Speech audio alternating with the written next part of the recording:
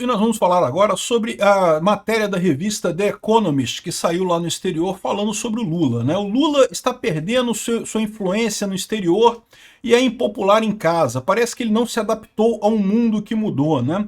E isso é uma coisa que eles acertaram em cheio nesse diagnóstico. O Lula, de fato, é um cara que ficou parado no tempo. É o pior tipo de velho. É o velho que das ideias velhas, né?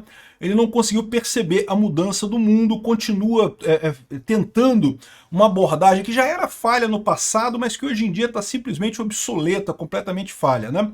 Enfim, agora, esse pessoal aqui da The Economist também erraram algumas coisas, tá? Por exemplo, eles dizem que o Lula foi a Moscou e foi à China porque queria estreitar laços e fazer, mediar a paz e não sei o que lá, e a gente sabe que não foi isso. O Lula foi à Rússia e foi à China porque ele quer dicas de como conseguir contornar a internet, controlar a internet. Ele acha que o Putin controla a internet na Rússia, ele acha que o Xi Jinping controla a internet na China, e daí ele foi lá para aprender como é que faz para controlar a internet com esses amiguinhos dele, e vai ficar decepcionado porque nenhum dos dois consegue controlar coisa nenhuma, a internet é muito mais forte que governos.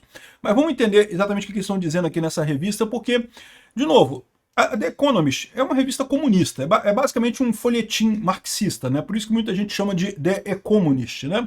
Mas ela é uma referência muito grande aí em alguns formadores de opinião, inclusive da esquerda. Então, se esse pessoal está realmente com essa ideia sobre o Lula, é porque a situação está realmente ruim para o Lula. Essa notícia foi sugerida por Bitman e várias outras pessoas. Obrigado aí ao pessoal que sugeriu notícias lá no nosso site, no visãolibertaria.com. E obrigado a você que está assistindo o nosso vídeo. Se você gosta do nosso conteúdo, por favor, deixe o seu like e se inscreva aqui no canal, né? Então tá aqui, ó. Presidente brasileiro está perdendo a influência no exterior e é impopular em casa, né? O Lula que botou o Brasil no mapa, mas não se adaptou ao mundo que está mudando, né? Ele não botou o Brasil no mapa em lugar, só se for no mapa da corrupção. O Lula botou o Brasil no mapa da corrupção. Fora isso, mais nada, né? Aqui, ó. No dia 22 de junho, horas depois dos Estados Unidos atingir as usinas nucleares do Irã, com as bombas Bunkbuster e coisa e tal, o ministro das Relações Exteriores do Brasil deu uma declaração dizendo que o Brasil condena fortemente o ataque americano que violou a soberania do Irã e a lei internacional, né? E esse tipo de mensagem é uma mensagem totalmente absurda, eu mencionei isso nos meus vídeos, né? Vocês sabem, eu faço vídeos lá no canal Mundo em Revolução diariamente sobre a situação na Ucrânia, a situação de Israel, e cobrir essa questão do ataque americano lá nos negócios de fabricação de bomba atômica do Irã, né, nos bunkers de fabricação de bomba atômica do Irã. E um absurdo o Brasil se posicionar dessa forma, mas a verdade é a seguinte, ele não está muito desalinhado de outros países, principalmente países árabes, tá? O Brasil não deveria estar alinhado ao mundo árabe, meu entendimento é esse, mas aparentemente está.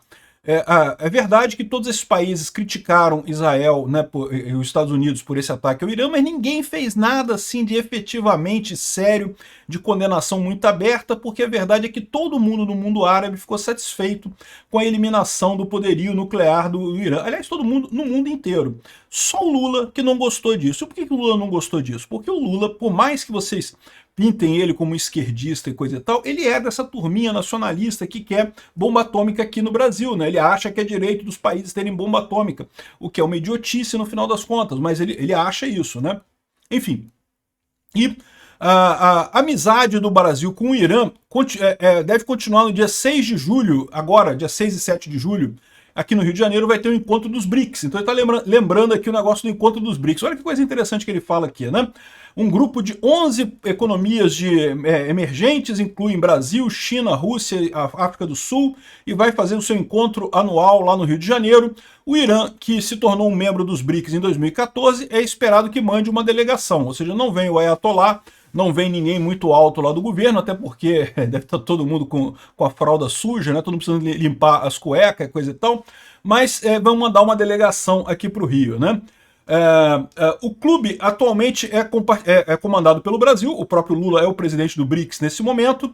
Originalmente, a ideia do BRICS é que ser um membro dos BRICS tornaria o Brasil mais relevante na política mundial, né? Só que o Brasil está cada vez mais hostil ao Ocidente.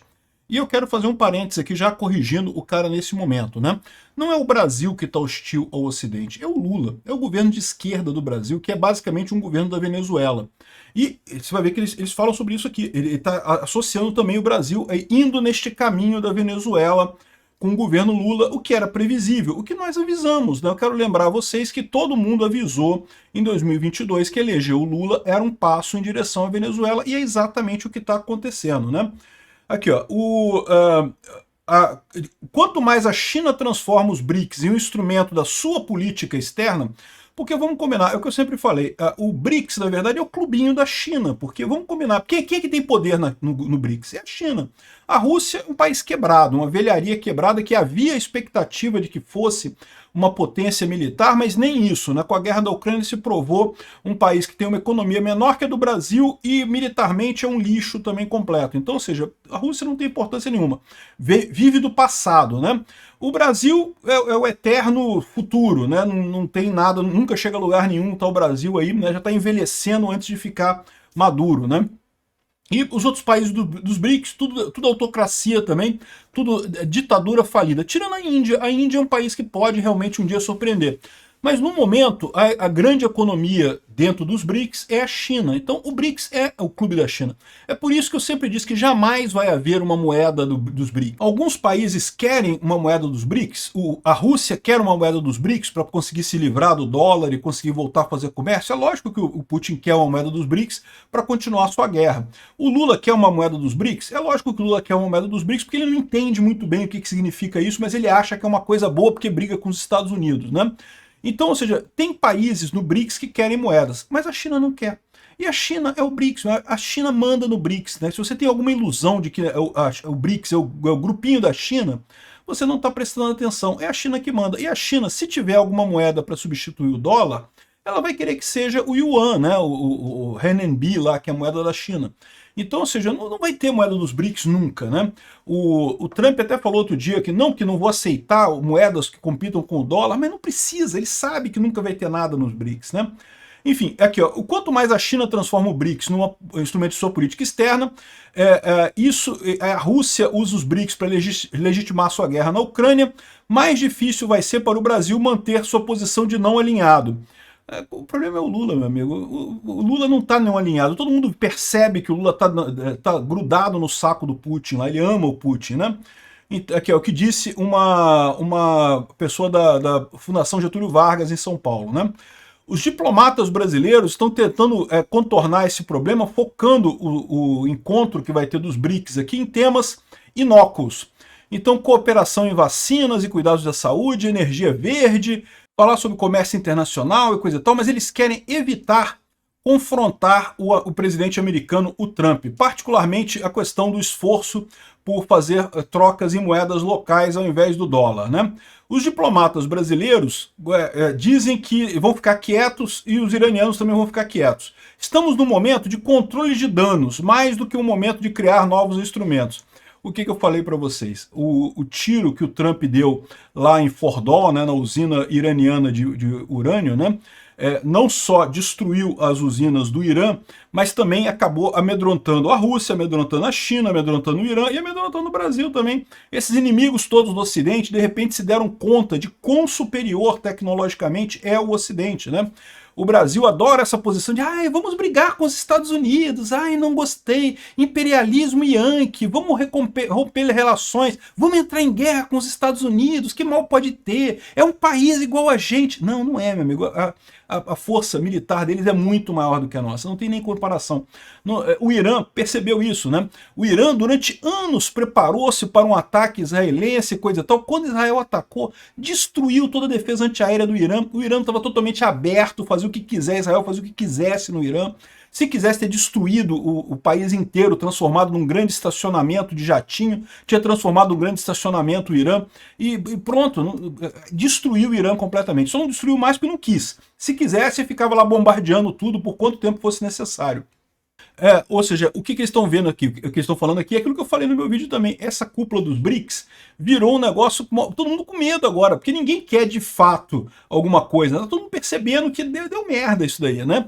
Os BRICS como uma grande clubinho das ditaduras fracassadas que querem brigar com os Estados Unidos, meio que tomou um baque nessa história, né? E, no final das contas, aqui, ó, o papel do Brasil no coração de um expandido e mais autoritário BRICS está ficando cada vez mais incoerente em sua política. É isso que eu falo, aí que começa a minha crítica ao artigo aqui. Esse pessoal lá fora não conhece o Lula, eles falam do Lula como se fosse uma figura mitológica que eles nunca viram na vida deles.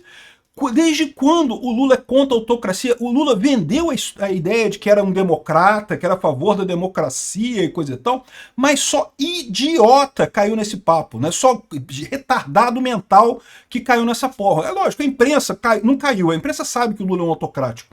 A imprensa se vendeu, é diferente, né? Então não caíram nisso, eles se venderam pro Lula, né? O STF é a mesma coisa, eles sabem que o Lula é um autoritário de merda, mas eles se venderam com esse papo de ai, democracia, que lindo, vamos assinar a cartinha da democracia. E pronto, e olha onde é que a gente está agora alinhado com todas as ditaduras do mundo, porque é o lugar que o Lula quer, onde o Lula sempre teve, no final das contas, né? E aí, aqui ó, talvez o Lula queira tirar proveito da perda de confiança nos Estados Unidos como parceiro comercial. Ele tentou ligar com a Europa, expandir os laços comerciais com a Europa. Isso foi uma coisa que eu falei que era positivo. Aliás, eu falei para ele fazer isso antes dele fazer, propriamente dito, né? Aproveitar para tentar colar o negócio do acordo Mercosul. Só que não rolou, né? Porque, no final das contas, a Europa também não gosta dos produtos brasileiros em termos de... teme a concorrência da agricultura brasileira lá na Europa, né? E também foi no Japão para a mesma coisa e coisa e tal. No final das contas, não conseguiu nada. Não conseguiu absolutamente nada no final das contas, né? Em maio, Lula foi o único líder de uma grande democracia a ir na comemoração da vitória alemã na Segunda Guerra, né? Ele usou a viagem para tentar convencer Putin que o Brasil deveria mediar o fim da guerra na Ucrânia. Não. Aí que tá, esse pessoal tá achando que é isso. Esse pessoal tá sendo iludido pelos jornalistas brasileiros. Não era nada disso. O Lula nunca quis isso. O Lula foi lá porque ele sabe que o Putin tem instrumentos que ele usa para fazer propaganda. Ele ouviu falar que o Putin é muito eficaz em controlar robôs na internet, em fazer guerra de informação na internet. Ele queria aprender isso do Putin. É o mesmo motivo que ele foi no Xi Jinping. Ele fez a mesma viagem, foi na Rússia, foi na China. Por quê? Porque ele está desesperado, porque ele perde tudo na internet e não consegue perceber que o problema é que ele está velho, ele está fora de... as ideias dele não se adequam mais ao mundo atual. Ele perde na internet porque justamente é na internet que se discute o mundo atual hoje, né? Então ele está falando aqui que, não, e também perto de casa com o Milei, o Lula briga com o Milei e não sei o que lá, ou seja, aí no final ele diz aqui, não, que o Lula deveria cuidar de casa, esquecer de tentar achar que vai conseguir resolver alguma coisa no mundo. Ok, eu concordo, eu falo isso desde o início.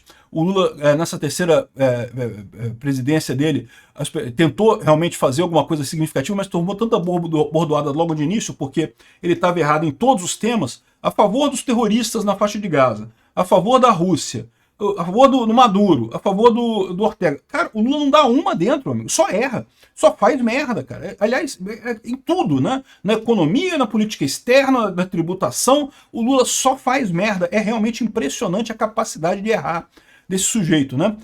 E aí ele fala que o Lula deveria abandonar os esforços de geopolítica e concentrar em casa para ver se ganha popularidade em casa. Esse pessoal não sabe o que está acontecendo, cara. Não, bicho, o Lula nunca teve problema. Ele foi lá para fora porque ele queria copiar os robôs do Putin, queria copiar a censura do Xi Jinping. Ele não foi para fazer nada de geopolítica, o Lula já percebeu que não tem essa capacidade. Ele foi para copiar ditadores, ele quer aprender a ser um ditador aqui no Brasil, e ele vai tentar até 2026 fazer isso com a ajuda do STF, está tornando o Brasil uma Venezuela, uma nova Colômbia, né? Vamos esperar, ver o que vai acontecer. Eu acho que eles não vão conseguir, mas vamos ver.